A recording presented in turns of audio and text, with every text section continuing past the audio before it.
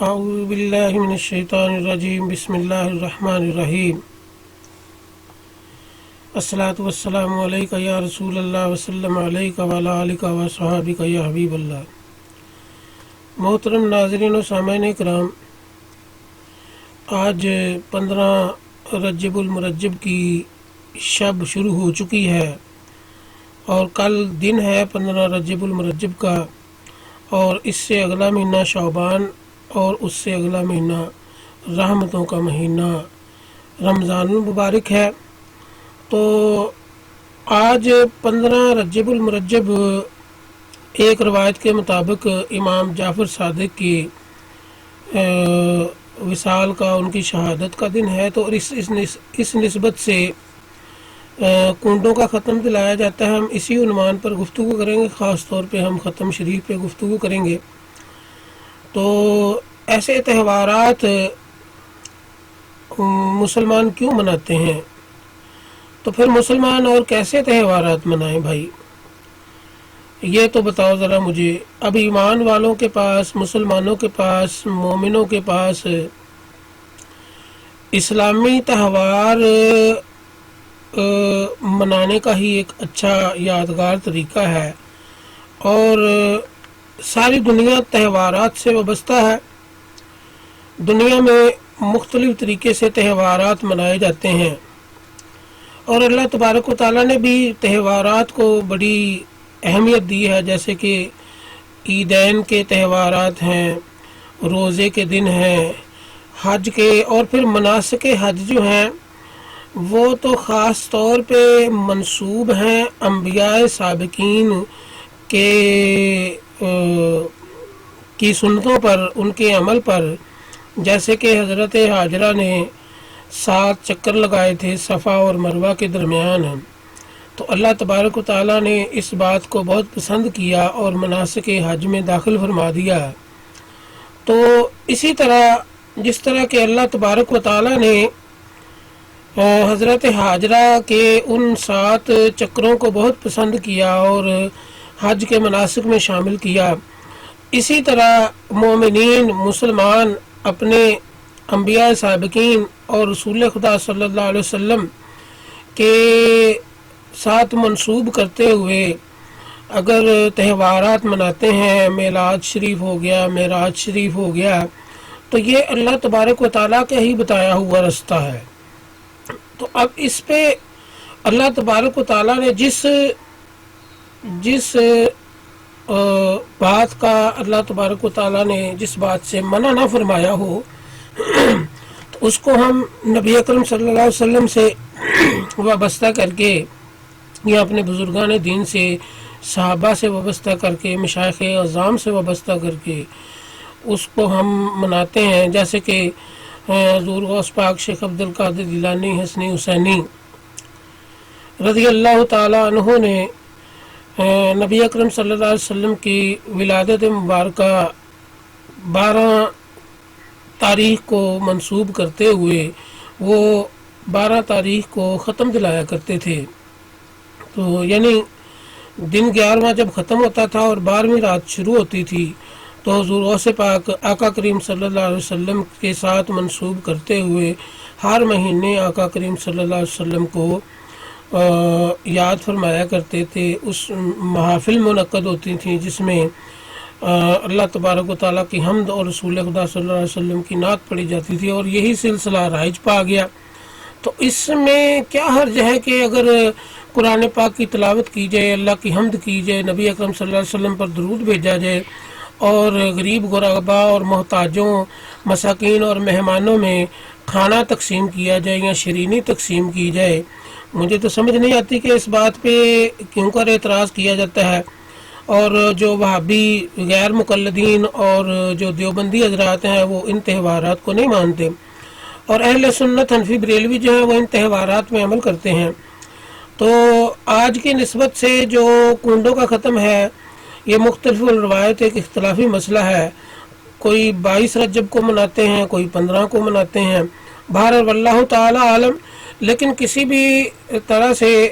اہل بیت اطہار، صحابہ کرام یا انبیاء علیہ الصلوۃ والسلام یا بزرگان دین جو انعام والے لوگ ہیں ان سے منسوب کرتے ہوئے ان کا عرس منانا اور عرس پہ اللہ تبارک و تعالیٰ کی حمد و ثنا کرنا اور نبی اکرم صلی اللہ علیہ وسلم کی نعت پڑھنا اور درود بھیجنا نبی اکرم صلی اللہ علیہ وسلم پہ اور اپنی مغفرت طلب کرنا اور امت کی مغفرت طلب کرنا، تو یہ تو ایک بڑا احسن طریقہ کار ہے۔ اور پھر اگر اس کے ساتھ محتاجوں، غریبوں، مساکین اور مہمانوں کے لیے، عزیزوں و اقارب کے لیے اگر کھانے کا اہتمام بھی کیا جائے تو اس میں بھی مجھے تو کوئی حرج والی بات نظر نہیں آتی، اور اس کا کوئی وقت تو معین نہیں ہے، یہ کسی وقت بھی اللہ تبارک و تعالیٰ کی حمد و ثنا کی جاتی ہے، اور چھوٹے بچوں کو، اللہ کی مخلوق کو خوش کرنے کے لیے ان میں اشیاء خورد و نوش، کھانے والی چیزیں تقسیم کی جا سکتی ہیں۔ تو جس طرح کے اہل سنت حنفی بریلویوں نے جو ختم کا جو سلسلہ کرتے ہیں اور ختم دلواتے ہیں، کنڈوں کے ختم پہ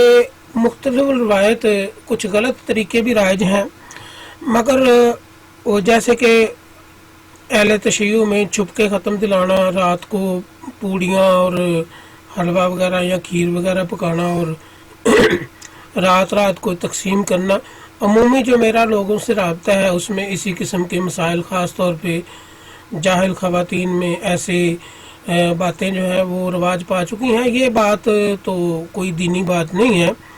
ختم جو ہے وہ اللہ تبارک و تعالیٰ کی حمد محفل کے طور پہ منائی جائے اور اس میں اللہ تعالیٰ کی حمد و ثنا بیان کی جائے، نبی اکرم صلی اللہ علیہ وسلم پر درود بھیجا جائے، نعتیں پڑھی جائیں اور قرآن پاک کی تلاوت کر کے تو اللہ کی رضا کے لیے، اللہ کے لیے اس کھانے کو، طعام کو، کھیر کو، حلوے کو یا مٹھائی کو جو بھی اہتمام کیا گیا ہے اس کو غریبوں، مسکینوں میں یا بچوں میں محلے کے یا مہمانوں کو کھلانا یا خود بھی کھا لینا، اگر نہیں غربت اس بات کی اجازت دے رہی کہ تقسیم کیا جائے تو خود بھی کھایا جا سکتا ہے، اس میں مجھے تو کوئی حرج والی بات نظر نہیں آتی ہے۔ بلکہ اگر آپ قرآن پاک کا مطالعہ کریں تو آپ کو جا بجا ایسی مثالیں بھی ملیں گی، اور آثار صحابہ سے اور نبی اکرم صلی اللہ علیہ وسلم کی سیرت طیبہ سے بھی ایسے آثار ملتے ہیں، ایسے دلائل اور ثبوت ملتے ہیں کہ اشیاء خورد و نوش کو تقسیم بھی کیا گیا، مقرر بھی کیا گیا، جیسے کہ بیر عثمان غنی رضی اللہ تعالیٰ عنہ کو حضرت عثمان غنی کے کا جو کنواں ہے اس کو راہ للہ فی سبیل اللہ وقف کیا گیا۔ اسی طرح کھجوروں کے باغ، کھجوروں کے درخت وقف کیے جاتے تھے، اور پھر نبی اکرم صلی اللہ علیہ وسلم کے ایسی متعدد بے شمار احادیث آپ کو مل جائیں گی کہ نبی اکرم صلی اللہ علیہ وسلم کی بارگاہ میں اشیاء خورد و نوش کے تحفے تحائف آتے تھے، جو نبی اکرم صلی اللہ علیہ وسلم غرباء میں، محتاجوں میں، مساکین میں، اور بعض اوقات تو اپنی محفل میں موجود امیر صحابہ بھی ان کو کھایا کرتے تھے، تناول فرمایا کرتے تھے، اور خاص طور پہ نبی اکرم صلی اللہ علیہ وسلم اصحاب صفہ جو کہ مساکین میں شامل ہوتے ہیں ان کو بھی آپ وہ عنایت فرمایا کرتے تھے، اور اگر کوئی زکوٰۃ وغیرہ آتی تھی تو وہ نبی اکرم صلی اللہ علیہ وسلم خود سے قبول نہیں تھے کرتے، وہ مستحقین میں بانٹ دیا کرتے تھے۔ تو کیونکہ ہاشمی خاندان کے لیے یا سرداران قریش کے لیے زکوٰۃ جب اسلام رائج ہو چکا تھا تو اس وقت زکوٰۃ لینا جائے وہ ہاشم، بنو ہاشم کے لیے، ہاشمی خاندان کے لیے وہ نبی اکرم صلی اللہ علیہ وسلم نے منع فرما دیا تھا اور ناپسند فرماتے تھے، اور خاص طور پر اپنی ذات کے لیے وہ زکوٰۃ وغیرہ نہیں قبول کرتے تھے۔ ہاں جو تحفتاً آ جاتا، جو خصوصاً نبی اکرم صلی اللہ علیہ وسلم کے لیے ہوتا تو اس کو آپ تناول بھی فرمایا کرتے اور اپنے ازواج کے گھروں میں اور اہل بیت میں بھی بھیجا کرتے تھے۔ تو بہرحال اشیاء خورد و نوش پر جو تقسیم ہے، اور یہی تو اہل سنت کا طریقہ کار ہے کہ نبی اکرم صلی اللہ علیہ وسلم اللہ تبارک و تعالیٰ کی حمد فرمایا کرتے اور پھر دعا کیا کرتے لانے والے کے لیے، تبرک لانے والے کے لیے، وہ کھجوروں کی شکل میں ہوتا یا کسی بھی اجناس کی شکل میں ہوتا تو اس کے لیے دعا فرمایا کرتے تھے اللہ تعالیٰ کی حمد و ثنا کے ساتھ، اور پھر وہ غربا، محتاجوں اور مساکین میں تقسیم فرمایا کرتے تھے۔ اور یہی طریقہ کار جو ہے وہ صحابہ اکبار سے بھی ثابت ہے کہ انہوں نے بھی اسی طرح کے بے شمار عمل کیے کہ وہ اللہ تبارک و تعالیٰ کی حمد و ثنا کے بعد دعا فرمایا کرتے تھے، صحابہ کرام بھی نبی اکرم صلی اللہ علیہ وسلم کی سنت پر عمل فرماتے ہوئے، اور پھر وہ غربا میں تقسیم کیا کرتے تھے۔ تو آج الحمدللہ تعالیٰ اہل سنت کا بھی یہی طریقہ اور وتیرہ ہے کہ وہ محافل کرواتے ہیں اپنی مساجد میں یا گھروں میں یا باہر گراؤنڈوں میں یا گلیوں میں، جس میں وہ اللہ تبارک و تعالیٰ کی حمد و ثنا بیان کرتے ہیں، نعت خوانی ہوتی ہے اور نبی اکرم صلی اللہ علیہ وسلم پر درود پڑھا جاتا ہے، قرآن پاک کی تلاوت ہوتی ہے، اور ہاتھ اٹھا کے اللہ تبارک و تعالیٰ سے استغفار فرمائی جاتی ہے۔ تو اس کو یہ طریقہ کار تو بالکل اللہ تبارک و تعالیٰ نے وضع فرمایا ہے۔ یہ سورہ بقرہ کی آیت نمبر 3 ہے، جس میں اللہ تبارک و تعالیٰ نے فرمایا کہ وَمِمَّا رَزَقْنَاهُمْ يُنْفِقُونَ، اور جو ہمارے دیے رزق میں سے خرچ کرتے ہیں۔ تو یہ اللہ تبارک و تعالیٰ نے بڑا واضح طور پہ فرما دیا۔ پھر اس کے بعد سورہ بقرہ کی ہی آیت نمبر 274 ہے، جس میں اللہ تبارک و تعالیٰ فرما رہا ہے کہ جو لوگ اللہ کی راہ میں دن کو بھی اور رات کو بھی اپنے مال پوشیدہ یا ظاہر خرچ کرتے ہیں تو ان کے لیے ان کے رب کے پاس ان کا اجر ہے۔ تو پھر آگے نہ صرف اجر ہے بلکہ ان پر نہ کوئی خوف ہوگا اور نہ وہ رنجیدہ ہوں گے، ولا خوف علیہم ولا ہم یحزنون۔ تو بڑا انعام اللہ تبارک و تعالیٰ نے فرمایا جو اللہ کی راہ میں خرچ کرتے ہیں اور غربا اور مساکین کا خیال رکھتے ہیں، تو اس کا اللہ تبارک و تعالیٰ نے بڑا اجر فرمایا۔ پھر آگے سورہ معون میں اللہ تبارک و تعالیٰ نے مکمل کامل جامع صورت نازل فرما دی کہ جو فذالک الذی یدعو الیتیم ولا یحض علی طعام المسکین، ہاں جی، جو یتیموں کی حاجات کو رد کرتا ہے اور انہیں حق سے محروم کرتا ہے اور محتاج کو کھانا کھلانے کی ترغیب نہیں دیتا، ہاں جی، تو ایسے لوگوں کے تو دین کو ہی جھوٹا کہہ دیا گیا، یعنی یہ شخص جو ہے نا وہ دین کو جھٹلانے والا ہے، اس کا دین جو ہے وہ بے ایمانی پہ مشتمل ہے۔ تو پھر ایسے لوگوں کی نہ تو نمازیں قبول ہیں، اور پھر حتیٰ کہ وَيَمْنَعُونَ الْمَاعُونَ آخری آیت میں 7ویں آیت نمبر 7 میں اللہ تعالیٰ نے فرمایا کہ وہ برتنے کی معمولی سی چیزیں بھی مانگے سے نہیں دیتے۔ تو اس سے ایک دوسرے کی معاونت، مدد اور یتیموں مسکینوں کا خیال رکھنا اور صدقات و خیرات دینا، قرآن پاک میں تقریباً 80 کے قریب مقامات پر اللہ تبارک و تعالیٰ نے سخاوت کا حکم فرمایا ہے۔ تو ختم شریف دلانے کا مقصد وہی سخاوت ہے، کوئی دیگ پکا کے کر دے یا اس پہ کیا جاتا ہے، چاروں کل پڑھے جاتے ہیں، اللہ تبارک و تعالیٰ کی حمد و ثنا کی جاتی ہے، سورہ فاتحہ پڑھی جاتی ہے، اور قرآن پاک کی تلاوت ہی تو ہے۔ تو پھر اس کے اللہ کا نام لے کے اس چیز پہ اور اللہ کی راہ میں وہ لوگوں کو خیرات کر دی جاتی ہے۔ تو یہ ہی اہل سنت کا جو طریقہ ہے، اور یہ طریقہ جو ہے وہ اللہ تبارک و تعالیٰ نے قرآن پاک میں بڑا واضح طور پہ فرمایا ہے۔ تو اسی طرح اہل سنت حنفی بریلوی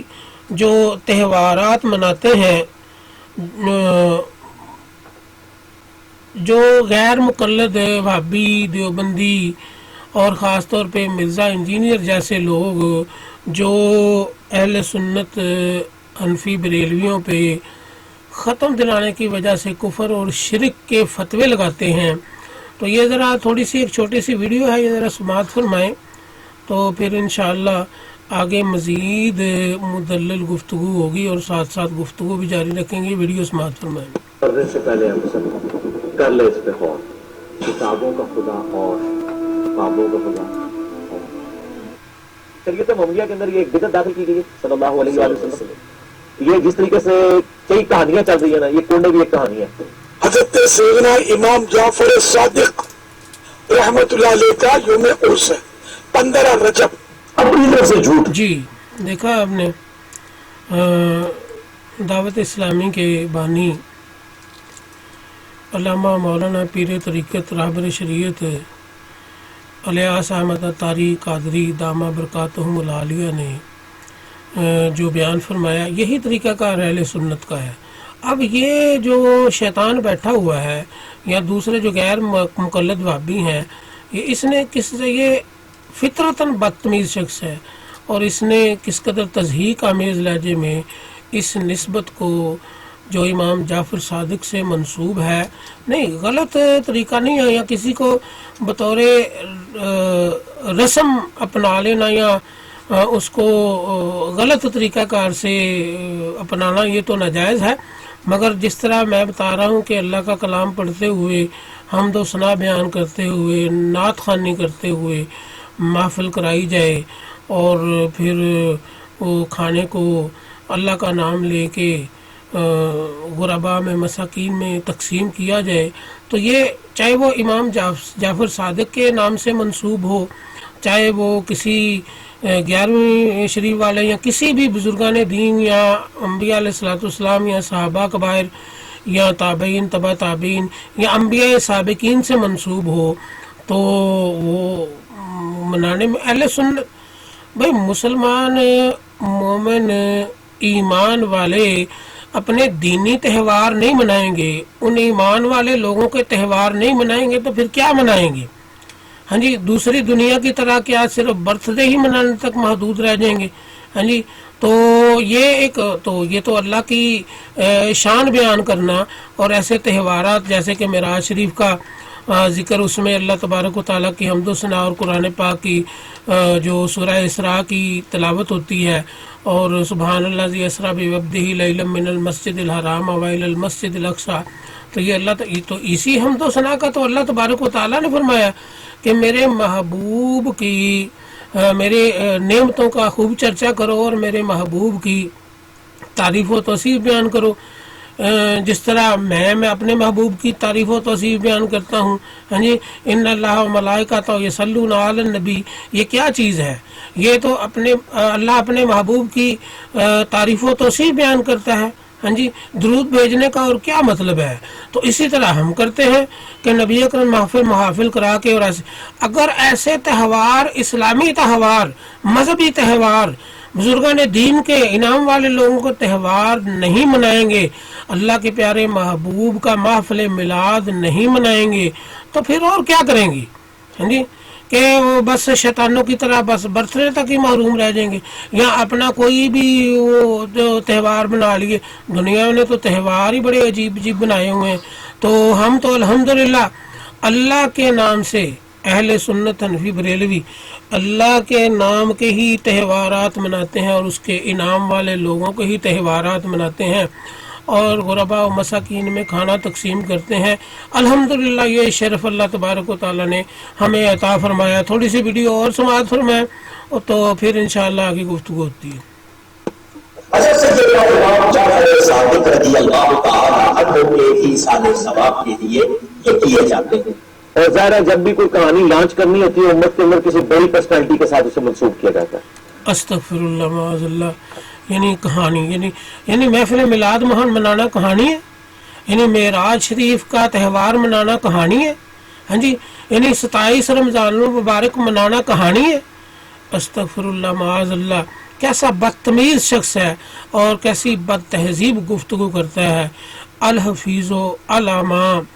تو اللہ تبارک و تعالیٰ ایسے شیاطین سے ہمیں محفوظ فرمائے. تو بہرحال یہ کسی نے کیا نام ہے، دیسی فنکار ٹی وی، یہ کوئی کسی شیطان کا چینل لگتا ہے مجھے. تو اس نے کس قدر تمسخرانہ انداز میں یہ ویڈیوز بنائی ہیں، اور دین کا کس طرح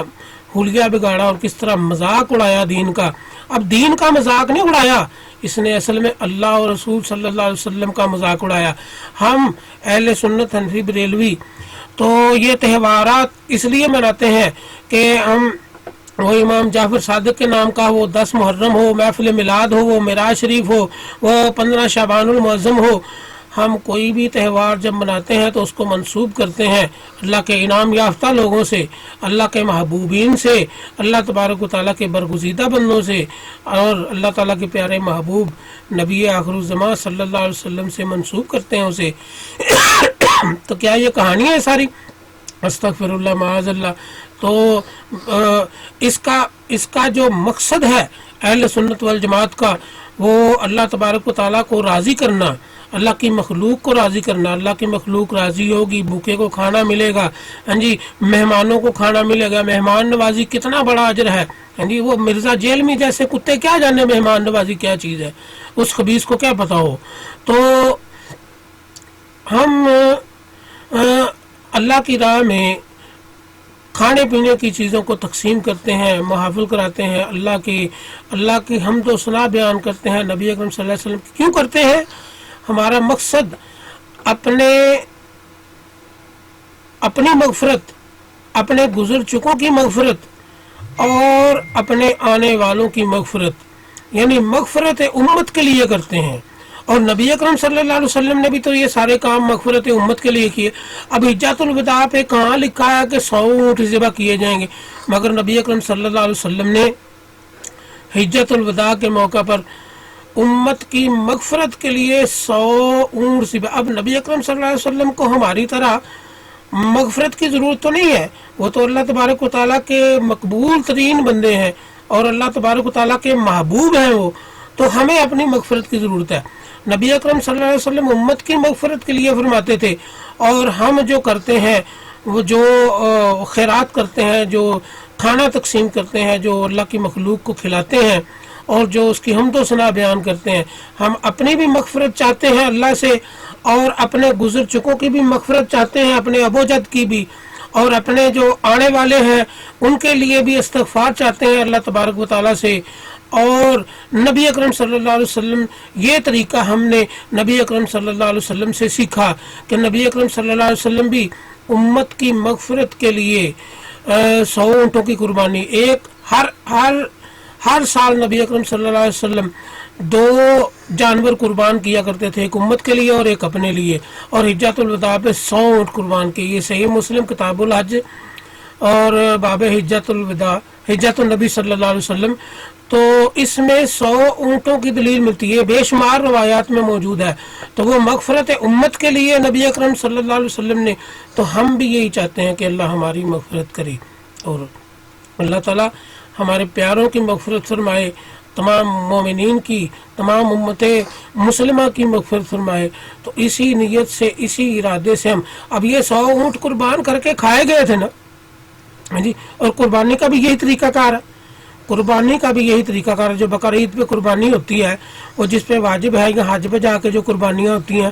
وہ اس کا بھی یہی طریقہ کار ہے کہ 3 حصے کرو، ایک حصہ اپنے لیے، ایک حصہ رشتہ داروں کے لیے، اور ایک حصہ جو ہے وہ غربا اور مساکین کے لیے۔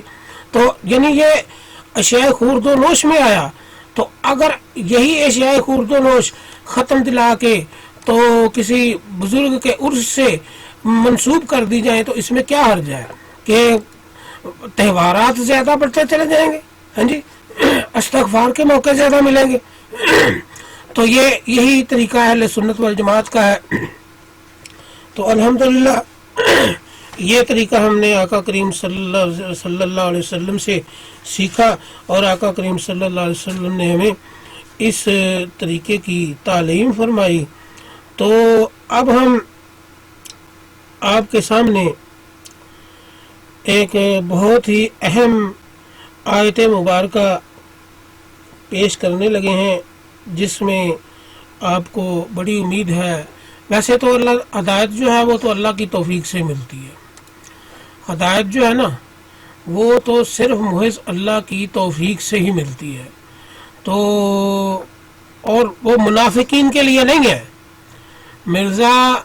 جیلمی جہنمی جیسے منافقوں کے لیے نہیں ہے وہ، یا وہ ان لوگوں کے لیے نہیں ہے جو اس بات کے قائل ہی نہیں ہے کہ قبر میں جو چلا گیا اس کو اصال ثواب ہو سکتا کہ نہیں ہو سکتا. الحمدللہ ہمارے عقیدے کے مطابق نبی اکرم صلی اللہ علیہ وسلم نے اپنے والدین کی مغفرت کی بھی دعا فرمائی، اور ایسی مغفرت کی دعا کہ ربی جعلنی مقیم الصلاۃ و من ذریتی ربنا وتقبل دعا ربنا اغفر لی ولوالدی ربنا اغفر لی ولوالدی. ہاں جی، تو الحمدللہ اسی طریقہ کار کے مطابق ہم بھی اللہ تبارک و تعالیٰ کی بارگاہ میں اپنے والدین، اپنے بزرگوں، اپنے گزرے ہوئے اور اپنے آنے والے لوگوں کے لیے ہم بھی دعائیں مغفرت کرتے ہیں، اور ہم اپنے ساتھ بھی امتی جو ہے وہ اپنے لیے بھی دعائیں مغفرت کرتا ہے. تو اب ذرا یہ آیت ملاحظہ فرمائیے، انشاءاللہ بڑی امید ہے کہ بات آپ کی سمجھ میں آ جائے گی. تو پارہ نمبر 29 ہے جی، اور سورہ مزمل کی آیت نمبر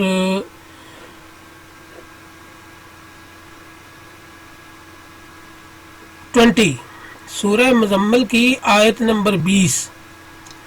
اس کا میں کچھ حصے کا ترجمہ آپ کے سامنے پیش خدمت کرتا ہوں، ذرا انتہائی توجہ سے سماعت فرمائیے گا، انشاءاللہ بڑی بڑی باتیں سمجھ میں آ جائیں گی. اور دعا کرتا ہوں کہ اللہ تعالیٰ میری زبان سے اپنا کلام اتنا آسان فرما دے کہ آپ سب کی سمجھ میں آ جائے. اللہ تبارک و تعالیٰ نے ارشاد پر ترجمہ پیش خدمت کرتا ہوں. اور نماز قائم رکھو، یہ آیت نمبر 20 کا حصہ میں آپ کے سامنے. اقیموا الصلاۃ وآتوا الزکاۃ وأقرضوا اللہ قرضا حسنا. واقیموا الصلاۃ، اور نماز قائم رکھیں، وآتوا الزکاۃ، اور زکوٰۃ دیتے رہیں. اچھا، نماز بھی قائم رکھیں، یہ تو فرض ہو گیا. ہاں جی، فرض ہو گیا. نبی اکرم صلی اللہ علیہ وسلم کے جو فرائض تھے نا، وہ تو اللہ کے احکامات کی پابندی تھی، تابعداری تھی. اس کے علاوہ نبی اکرم صلی اللہ علیہ وسلم نے جتنے اسی سورہ مزمل کو آپ ذرا شروع سے پڑھ لیجئے گا انشاءاللہ. سورہ مزمل جو ہے وہ ہے ہی نبی اکرم صلی اللہ علیہ وسلم کی عبادات کی شان میں، اور اس میں اظہار ہی اس بات کا کیا گیا ہے کہ نبی اکرم صلی اللہ علیہ وسلم کی